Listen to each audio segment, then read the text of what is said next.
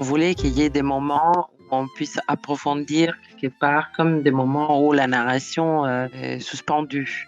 Et donc dédier des chansons à ces personnages pour les connaître davantage et pour parler de quelque chose qui ne peut pas être raconté au temps présent, que ce soit la dimension du souvenir ou de l'enfance des deux sœurs. Au moment du scénario, nous, on a écrit ces chansons.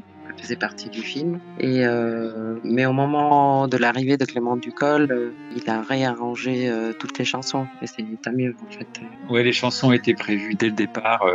Ça nous amusait aussi de mettre des chansons dans un film d'animation. C'est quelque chose qu'on fait finalement assez peu en France ou en Europe, sans doute en réaction à toutes les chansons qu'on a entendues dans les films de Disney quand on était petit. Et résultat, on avait un peu envie d'aller presque à contre-courant en se disant, bah non, mais nous on fait un film populaire et donc mettons des chansons. Je lui avais dit non.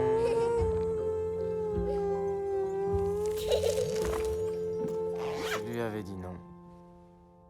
Mais on voulait vraiment qu'elle participe à cette narration. C'est que sans ces chansons, ben, le film n'est plus le même. On n'en sait pas autant sur les personnages.